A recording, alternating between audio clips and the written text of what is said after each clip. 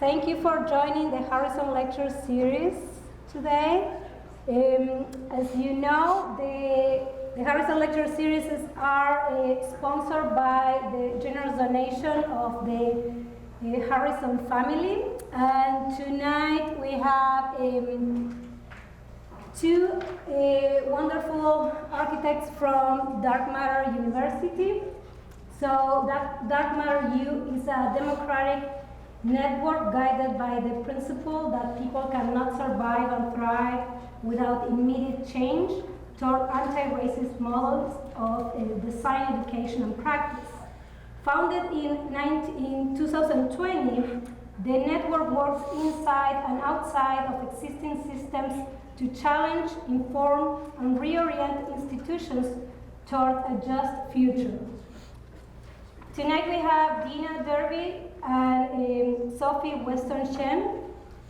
Dina Derby is an associate AAA and a NOMA member. She's an architectural designer and community organizer based in New York City. Committed to design justice within the built environment, her work focuses on developing design strategies and practices that prioritize community involvement and working to ensure all users are empowered and given the tools to contribute throughout the design process. She has guest reviewed, spoken, served as a research assistant, and taught widely at institutions such as Columbia, Pratt, Harvard, Ryerson, New York City College of Technology, and Syracuse. Dina currently works at Studio 4 and teaches Architectural Design 1 at CUNY New York City College of Technology. She's a core organizer with Design as Protest, active with Dark Matter University and Design Advocates, and a fellow with the Urban Design Forum. Sophie Weston-Chen is a designer organizer. She builds liberated spaces and communities through social and ecological design. She is one half of the collaboration Just Practice, a core organizer of the Design as Protest Collective, active in Dark Matter University, and on the board of directors at Design by RY. Sophie has written and spoken widely, taught at a J-term class at Harvard GSD called Apocalypse Now, and served as teaching fellow at RISD Architecture. She has exhibited at Lisbon Triennale, Boston Public Library, Harvard, MIT, Yale, RSAD, Brown, and galleries in Rome. Sophie has worked for National Park Service in Nome, Agency Landscape plus Planning in Cambridge, Wolalo plus Choi in Paris, La Mas in Los Angeles, and the Biden-Harris campaign in Charlotte. Her interdisciplinary practice takes the form of architecture, landscape architecture, urban planning, writing, textile, exhibition, and graphic design, as well as teaching and organizing within the design field. Please welcome Sophie Weston-Chen and Dina Derby.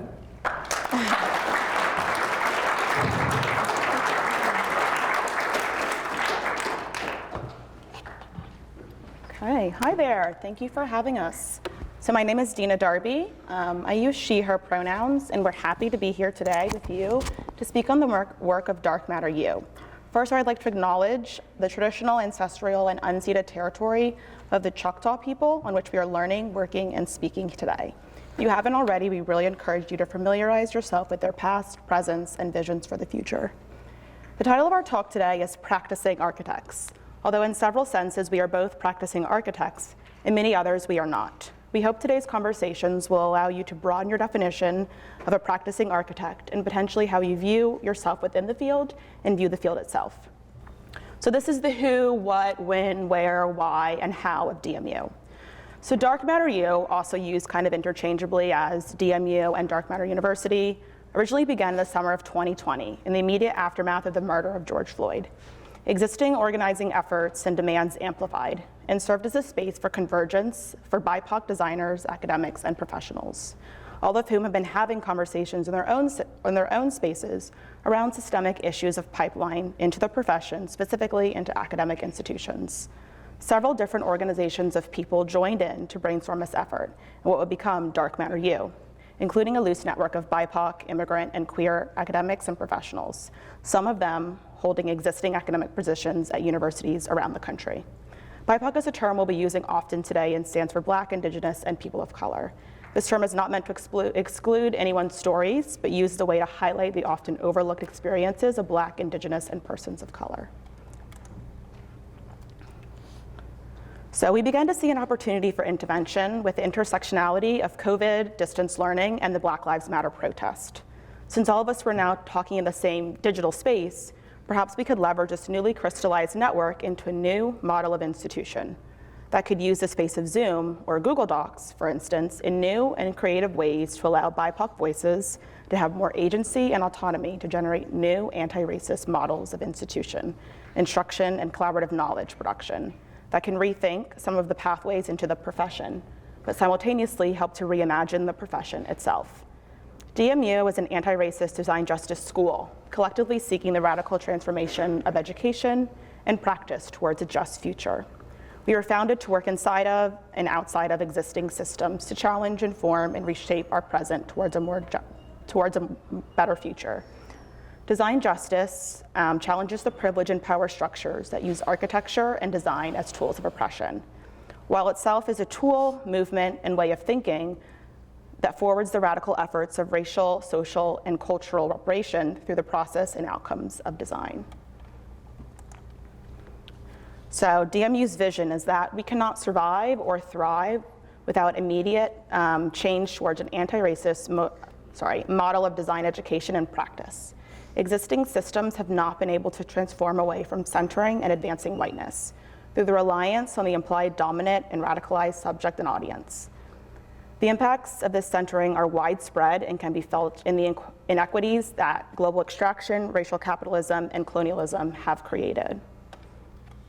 So some of our missions within DMU are as follows on the screen, and I'll go ahead and read those. But overall, our mission is that we are a democratic network with the following principles that guide our actions.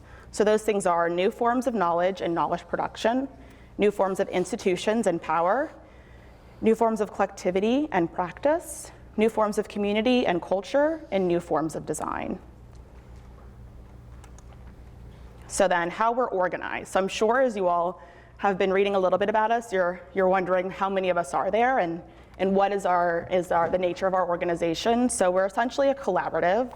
So we're organized into categories based on quarterly capacity. So checking in with everyone within our organization to say, over the next 2 or 3 months, like how much time are you able to give essentially? Because we're all working outside of our existing jobs, outside of our existing academic organizations. So the capacity varies from month to month and term to term. So it's definitely dependent on checking in with one another and our capacities. So we have core, we have support, we have advisory, and then we have our overall network roster, which is a log of all of our current and past collaborators. And depending on capacity, those people are broken up into several different working groups. So we have kind of 3 primary ones, the first one being people, and they're responsible for organizing and maintaining our network of people in capacity in a healthy and balanced way. So relationships, capacity, mentorships, governance, and care. We have the content group, which is responsible for developing the curriculum and content across the various themes and platforms for the network, compiling and sharing resources, and promoting thought leadership, projects, and initiatives. And the last one being opportunity. And so they're responsible for relationships and partnerships, funding, sustainability, and business development and operations. So within our kind of network, we have people working in many different fields. So as we said when we kind of first started, we are both practitioners and architects and designers, but we're also none of those things and all of those things at the same time. So within the Dark Matter University kind of network, we have people working within traditional fields of architecture, landscape, and historic preservation, But then we also have people working in fields such as urban design or real estate or queer theory or carpentry. And so it's through all of these connections and all these different webs that we work within that we're able to create such a complex and innovative system that we are working towards. And then this is a list of our current, not even a full list of our current roster, but an ongoing list of kind of our roster right now. So I know as you are, at least some of your professors, as they were walking around the space of the gallery earlier, they were looking at some of the pictures and saying, oh, I know them, I didn't know they were in DMU, or oh, I used to, work with this person. So it's very far spread. We operate within about 24 states and Canada, and we're about 141 people right now. And so this image here is a screenshot from the website, so you all can go check this out if you want to learn a little bit more. Each of these blue circles, is like one of those 140 people or so. And then the green dots end up being locations, so you can kind of see we're pretty heavily focal or like centralized within like New York City or Boston or LA. We also have several people in New Orleans. We're really widespread, and the orange dots here are the institutions that a lot of us work at. So you can kind of see where all this crossover happens. It happens throughout the entire thing, and so that's how the particles that you see a little bit in the gallery space operate as well. So for us, one of the most unique strengths of our organization is our collective course development process, which directly embodies our mission to create new forms of knowledge, productivity, collectivity, and community. Collective course development is a concept that began late last summer with non-hierarchical brainstorming sessions led by the content group that drew on our BIPOC network's lived experiences, professional expertise, and academic insights. In the fall, all three working groups, the ones I mentioned earlier, so content, opportunities, and people, coordinated our university's partnerships, the staffing of DMU co-facilitators and guest lecturers, and a focus point of several dozen co-authors who pushed through months of long but joyous Sunday meetings to organize themes, subject areas, and learning goals into the resulting Foundations of Design Justice syllabus. The syllabus itself has continued to be collectively developed as a live document that has been regularly coordinated between the DMU co-facilitators across schools, as well as supplemented with resources shared by students and guest lecturers. All told, this course has been a labor of love, touched by more than 100 BIPOC educators and practitioners in a new model of collective course development. So we have some images here that show this kind of live syllabus. So it's like, imagine you're taking your studio course or any of the courses here, and you're issued, instead of a printout or a PDF, it's a live document that's being constantly, not necessarily, it's not being edited like week to week, but constantly revised. And all of your feedback gets taken into account in order to make this a collaborative class that continues to grow. And then we have here some of the lists of our DMU courses. So once again, this includes the Foundations of Design Justice, but it's also courses that professors on the roster and their affiliated courses, which are then taught by faculty within the collective at their home institutions and that meet the requirements of DMU's vision. While numerous ACSA programs have classes that address issues of housing, culture, and power, and the DMU seminars engage these topics differently. And so this is another kind of image of some of these courses that we have, some of the syllabi, just screenshots of what some of those look like.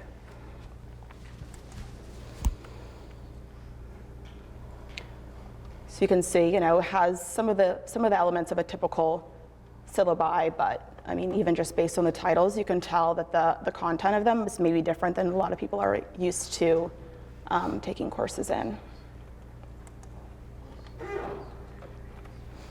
And now I shall pass it over to Sophie.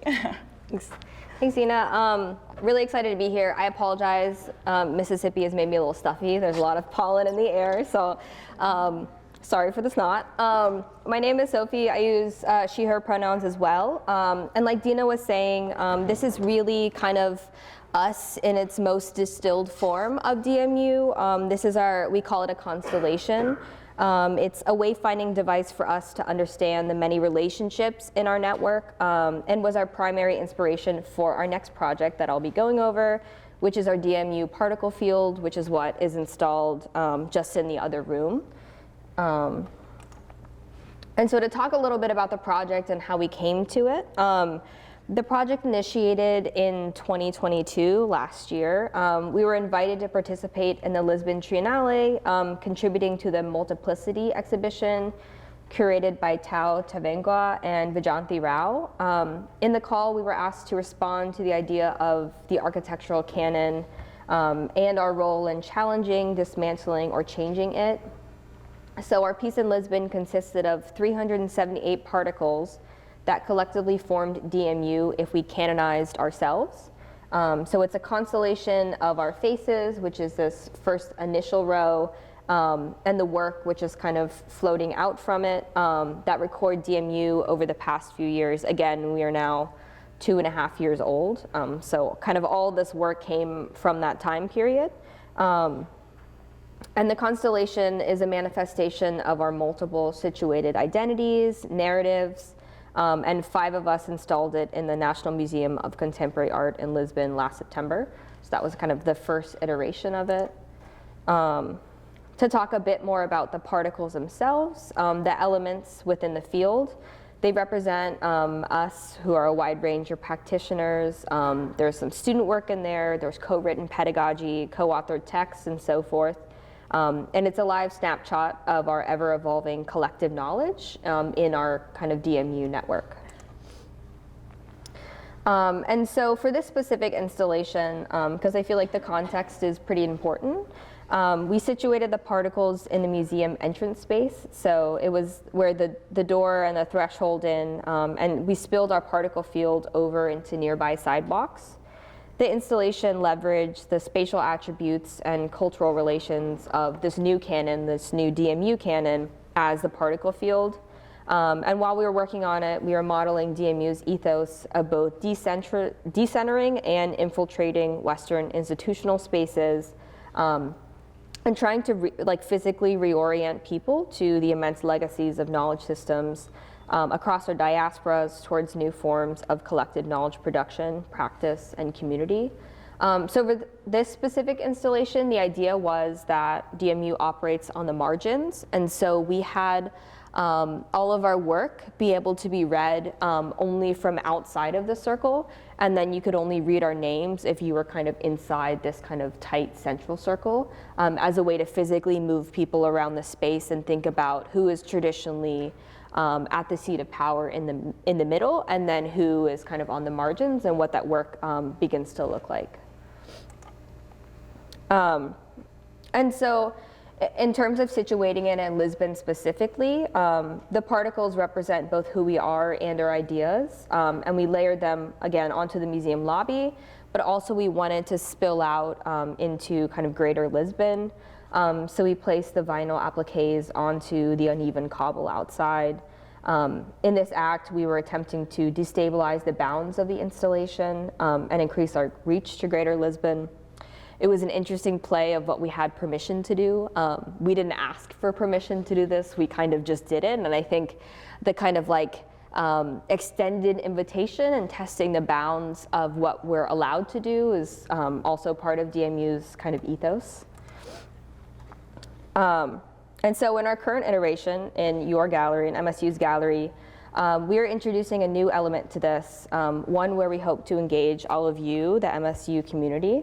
So in the gallery, among the particle field, there's 2 kind of spaces for students, faculty members, community members, a mix of all 3, to meet, discuss, maybe plot, and share it with each other.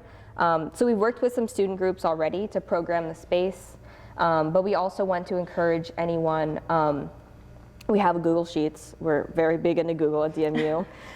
So if anyone wants to sign up to hold a conversation in our space, you can reach out to us or the student groups, and we can help you set up the form. And please send us pictures if you do meet in this space. But yeah, we're calling that table setting, and so we're hoping to have that be a part of the installation moving forward as well. And I'll pass it back over to Dina. So many of you have already had the chance to peek into the gallery, but for those of you who haven't, and maybe for those of you who haven't gotten our little spiel on what's going on exactly, this is kind of a conceptual plan that we'll use to explain how the network of particles can be read. So each of the smaller circles in the space features a photo of one of our contributors, similar to what Sophie was saying just now. So as an example, we'll just say this is myself, and I'll speak about a project that I've worked on more recently to give a little context about the work that we often do. So this is my particle, and so a little bit about myself. I'm an architectural designer and community organizer based in New York City. I've been practicing for about 5 years now, and I taught in the past. I'm looking forward to teaching and incorporating that more into my personal journey moving forward. In the summer of 2020, I got involved with the Design as Protest, also known as DAP, which is a collective of anti-racist designers across the country dedicated to design justice in the built environment, and the sister organization to DMU. Across the industry and country that summer, it was really a catalyst for change. We were 3 to 4 months into the pandemic, and there was no end in sight. It was around this point where I really decided to focus my efforts with organizations that I felt were doing the work that was important to me specifically in the design industry. So for me, DMU and DAP have really been a driving force in that sense. I also volunteered to help with NOMA's Project Pipeline, the one in New York City, not here, I know there's one here as well, which is a camp to help introduce elementary, middle, and high school students to architecture. Through helping plan this summer program spread across 3 weekends, I got to know several more members of DAP and DMU across the tri-state areas. All this work I was doing was outside of work, after work, and on weekends, and while it was incredible and rewarding, it was also pushing me towards burnout, so both physically and emotionally. So I guess one point here is that, if you find a community of like-minded people, you'll start to see how full circle everything becomes. There's a lot of overlap between a lot of these organizations. And so through Design as Protest, I got to know a couple of people in the New York area, including a woman who owns a firm called Studio 4. So we met up a couple of times, and she was telling me about the work her firm does, specifically within organizations she helped start during the pandemic called Design Advocates, which is another network of architects and designers who volunteer to collaborate and serve the public through pro bono work, which sounded really incredible to me, and it was the kind of work that I was really interested in when I was in school, but hadn't had the chance to do it in the field yet. So I started working with Design Advocates, and then not too long after, I left my previous job to start working at Studio 4 full-time. So that was about 2 years ago. So this project that I'm going to show you is one of the ones that for me was really monumental because it fundamentally pretty much embodied so many of the things that I feel passionate about in the design field. So back to the particle map. So that's my particle, and then you'll see in the space out here, there's some larger particles, which are projects that various people within these networks have done. So this project that I'm going to be speaking about is it's called the Sound Pavilion, and it's an ongoing project that I'm working on with the mothers of Concourse House, Studio 4, Design Advocates, and now several members of Design as Protest and DMU. So it's all of my personal networks have become they're just continuing to web together, which is really incredible because there's so much collaboration and thought and knowledge that can be shared amongst all of the people in this room and in this industry. So it's great to be at a place where we're all able to share that information. So Concourse House is a transitional home for mothers with young children who are coming out of homelessness. So it's short term, so typically the mothers stay there for maybe 9 months to a year, and all of their children are below the age of 7. So Concourse House gives these women the space, support, and tools they need to transition into permanent housing. During COVID, the activities of the Concourse House took place in the unprogrammed garden. And they were interested in us helping them make this garden better suited for their needs. They wanted something that was built outside, so even during the pandemic, when social distancing was happening, or during times of the year that New York weather was less than ideal, which is often, the mothers and the kids had spaces to gather, reflect, and share with one another. So here are some photos from one of our community days. So I'll say, I think oftentimes in our industry, community engagement looks a lot like this. You go to a site, you do a site survey, observe the site, and the people within them, and then you as the designers and the architects, the experts in the field, tell them what they need and you design it for them. Sometimes there'll be chances for the future users of the space to see visualizations or renders, but rarely do they get the chance to have honest feedback or be part of the design process, which is what I think is the key difference between community engagement and community-based design. Community engagement is often a phase tucked right before schematic design, while community engagement is a thread that's woven throughout the entire design process. So while we did have days like this where the future users of the space could see visualizations and renders, The progress up till that point and afterwards were much different. So this is me explaining what an architect does to, a group of children. So I first went to Concourse House for a site visit in January of 2021. And one thing we decided really early on was that this process was equally as important as the outcome of the design. And to make sure we got honest thoughts and opinions from the people using the space, we knew we were gonna have to spend a lot of time building trust. If a group of people you've never seen before comes in and asks you what you want to do in a space, they're A, going to be a little bit hesitant to tell you honestly, and B, they're going to be hesitant because, especially for people like the women who are in Concourse House, have often been, promised things and then those things fall short. You're going to be skeptical that you're going to follow through. So we spent the first several months of this process designing workshops with the moms and the kids, and the moms and the kids to get to know them better. During the workshops, mothers during the day or children in their after-school programs would create decorative objects. We found working with our hands while sharing space around the table allowed us to all get to know each other better.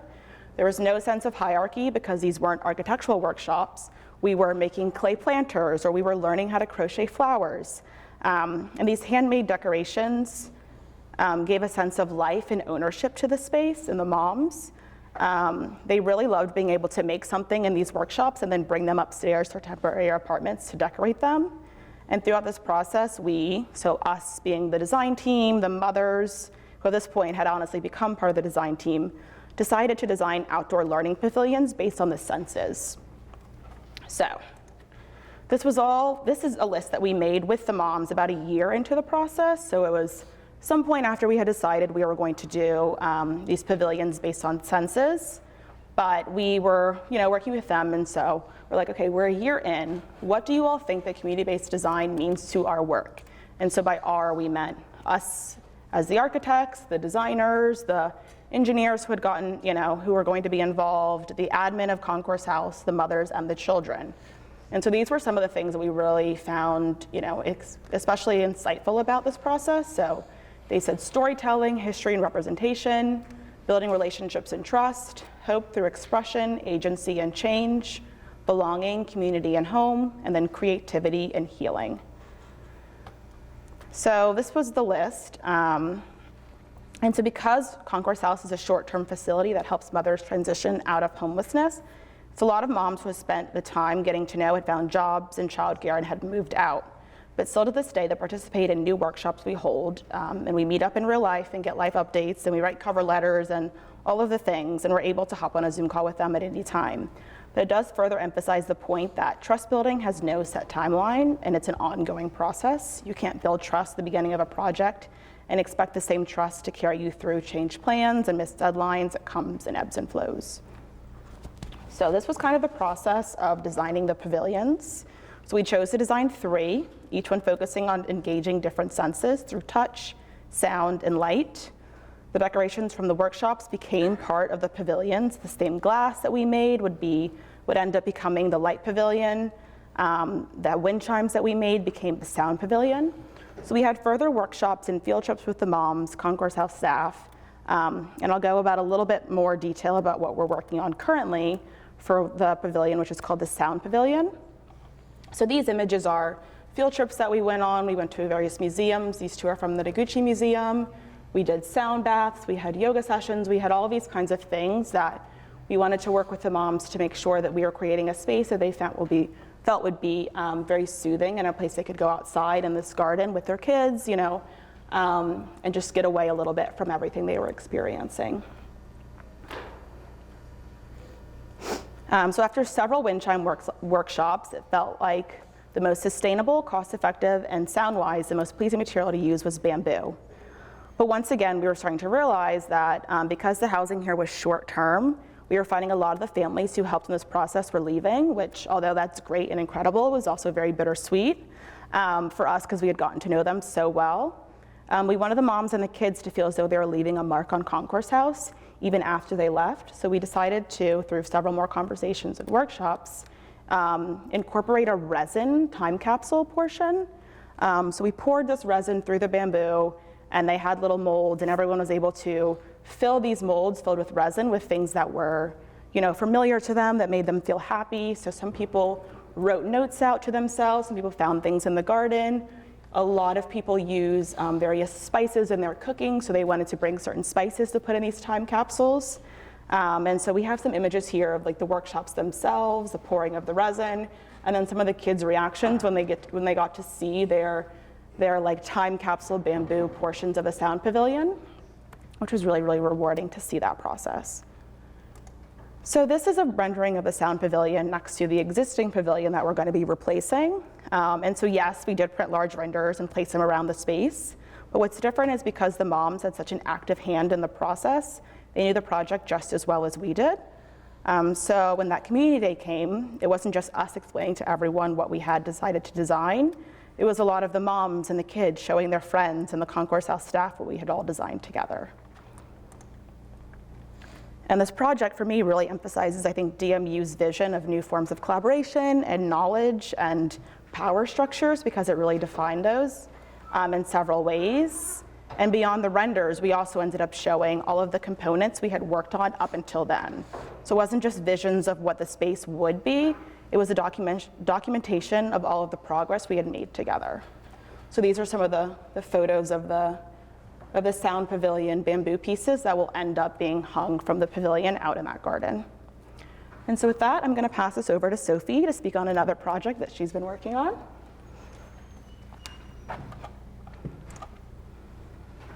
Thanks. So as you can see, this one was a para network project, and it was co-authored by many, many people in our DMU network, and it was really fun. So this is a particle. You can see it in the gallery itself. But basically for this one, I just wanted to kind of go through the skeleton of how we kind of think about building a process in DMU versus the actual product. So in DMU, when we get invited to projects, we approach it by using our values as guides. So that kind of leads the entire process. So in 2021, we were asked to contribute to a publication on co-authoring, which was a great fit. The magazine is called Log. Hopefully some of you had to read it before you came to this, so you've been exposed. And so when we were asked to contribute to the publication, an editing team, a smaller editing team of I think 6 of us, who really steered the project, decided we were going to come up with a list of rules and then have everyone write together to really embody the chaos that is DMU. And so we created prompts for everyone to answer in their own way. And it was a really fun, wild experiment, which created a 32-page long Google Doc of information and content. So we invited everyone to give us an hour on a Sunday. And so we had everyone in the Google Doc at the same time, and people were writing, people were editing, people were commenting on top of each other. And so it was like a really interesting kind of silent conversation we were having with each other, where we were able to respond, but it wasn't verbal at all. And so I think in this way also we're always trying to build processes that flatten hierarchy. And so we have some DMU members that are tenured professors, some members like myself that are kind of emerging practitioners. And so this was really a way to give everyone kind of an equal voice in this process and in the writing. So this is just more, again, there's pages and pages of this. So as with everything, after we got all the content, editing was super important. So after our initial writing session, the smaller team came back and worked to code everyone's words and synthesize it into its final form. So it read like a fluid voice. So you can see all of the kind of different authors are in different colors at this point. And then when we got to editing it, we kind of cut down everything, and then we wanted to feel like a single voice, but show the kind of different authors. And so if you read it without looking at it, it seems like a seamless thing, but we have, I think it was 19, like not quite a tab, it was 19 spaces between to understand that different people wrote that, and we pieced it together. So I'll just read some sentences so you kind of get the flow of it. In the discipline of architecture, these assumptions emerge from pedagogical frameworks that are gendered, racist, and biased towards Western European-centered discourses, and assume an individual source of knowledge. So that was like one person. And then another person said, working within DMU challenges oneself to subvert that belief.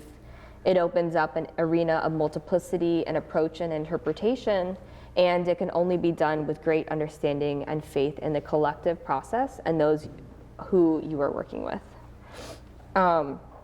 So that was kind of our piece. I think there's the 5 prompts in it.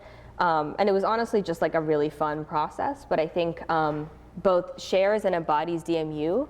I think for traditional, and all of your professors can tell you too, traditional academic publishing is there's 1 or 2 authors, and the order of how you're published matters.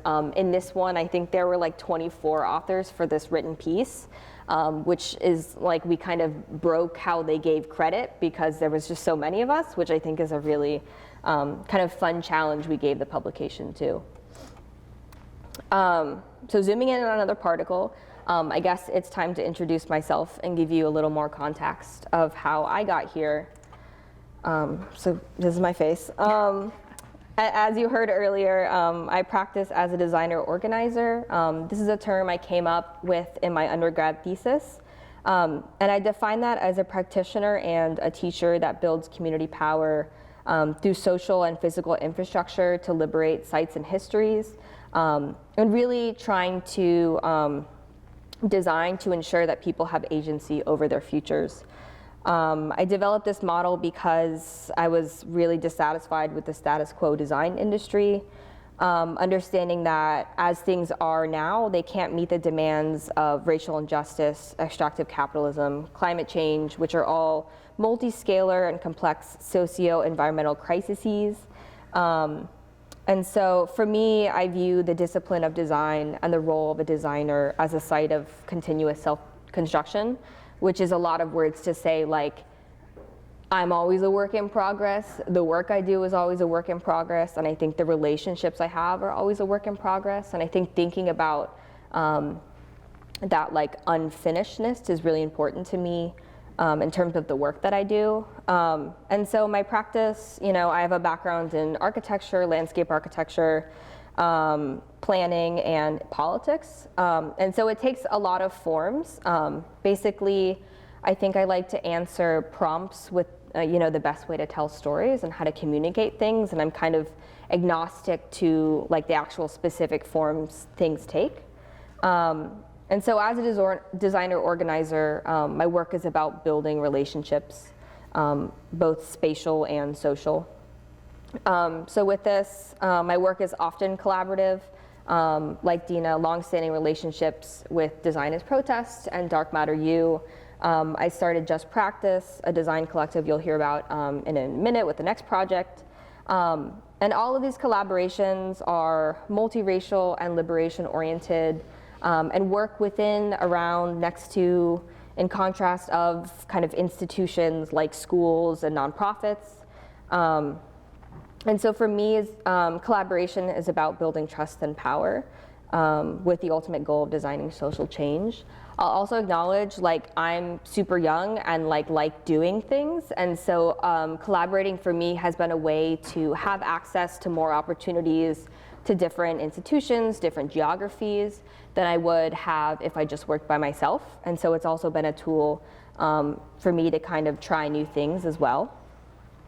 And so in terms of teaching, I view the relationship between space and power as a generative place for design, and that grounds my pedagogy. I'm interested in radical modes of teaching and prioritizing meeting students where they are to develop them into designers that they want to be. I think everyone should take an active role in figuring out the kind of practitioner they should be.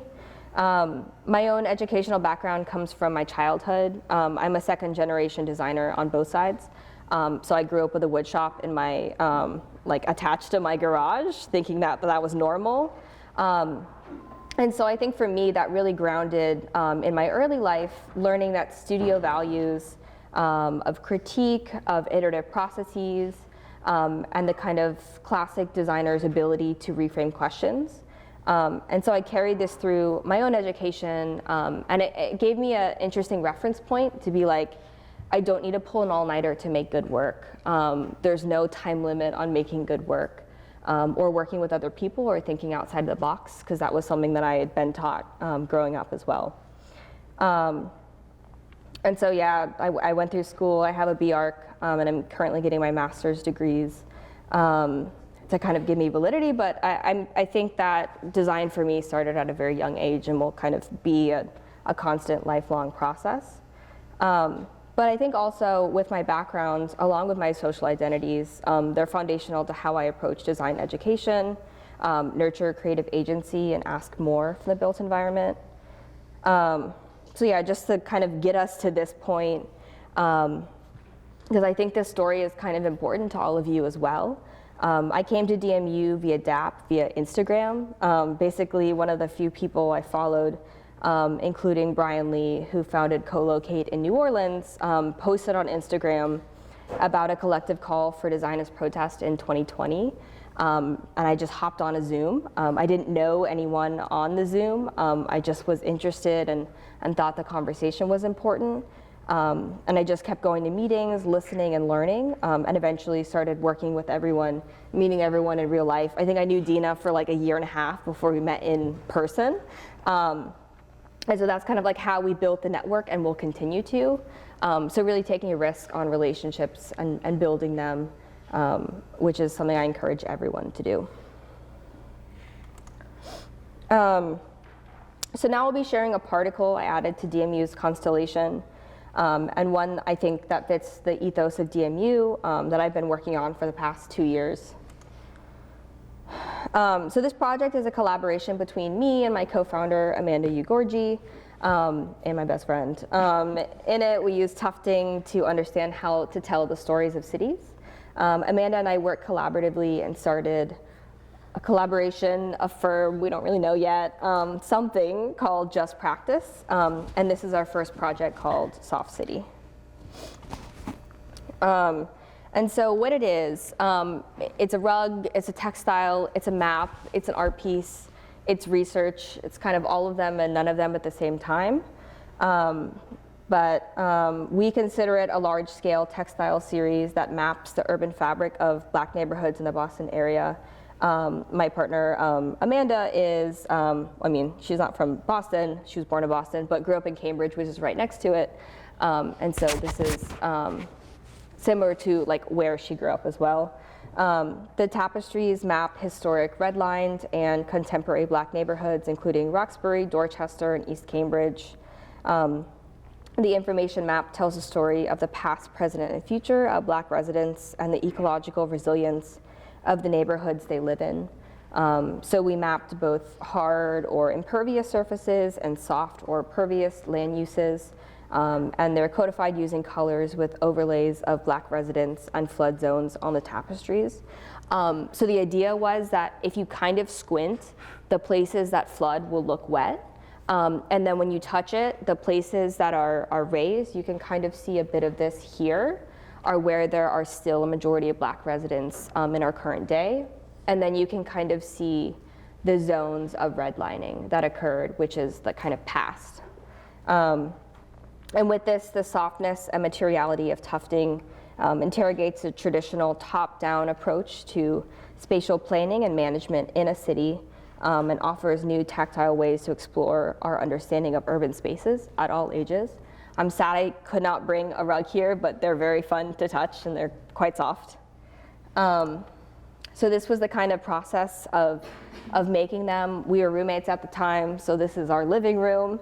Sometimes you just make it work any way you can. And to make these, we got a grant from MIT where Amanda is a grad student and worked in the summer of 2021 to make each rug. Each one took about 100 hours, and there's 3 of them, so it was kind of a labor of love on top of full-time work. But I think we're really proud of the work that we did. Again, this is kind of an overview of the layers of information and the data. We sourced our data from First Street Foundation flood model, FEMA, Climate Ready Boston, and the US Census for all of our information. And so this is it, just kind of as it is, the land cover, the historically redlined districts, potential future flooding, contemporary Black population, and then the kind of compilation of it that we then translated to a very big textile. These are the 3 neighborhoods we did. Cambridge is its own city, and then Roxbury and Dorchester are historic neighborhoods in Boston. And then I think the only other thing I want to share about this project, this is where it is now, like actually right now in real life. It's in a vacant storefront in downtown Boston. Like I said earlier, these rugs have been kind of seen as an art piece, seen as architecture research, and seen as tactile maps.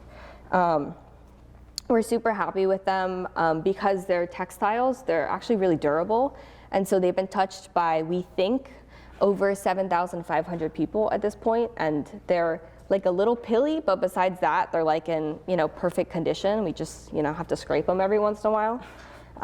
But something else for us as we've been kind of touring them around is that we really wanted to use them as a way to kind of bring in community members and expand access to things. And so, as you can see on the right, I had a very busy February because we used it as an opportunity to invite community members and our friends into this space that we curated in this like pop-up gallery, and we're able to host different vendors and like support them financially. And so it's been a way for us to leverage institutions and hire people, talent and thinkers to the space to really build community around the work that we had already done. So always thinking about more, thinking about expanding networks, thinking about how many connections we can make. All right, that was a lot. So to close, we wanted to invite you to think about DMU's values and how to embody them in your own pedagogies, imbuing collaboration and new ways to relate to each other in your environments, thinking about new forms of knowledge, and testing new ways of knowing, pulling out your own identities and having it shape how you design. And remember to challenge the status quo. You are responsible as future and current designers to shape and reshape power and institutions to make a more just design school. So yeah, me and Dina want to thank you. A special shout out to Kate for inviting us, Ellen and Ada for helping us install, Chris for coming up from New Orleans. We're happy to stay connected, so feel free to reach out to us on any of these. And we're happy to take any questions, and thank you. Let's give them a big applause.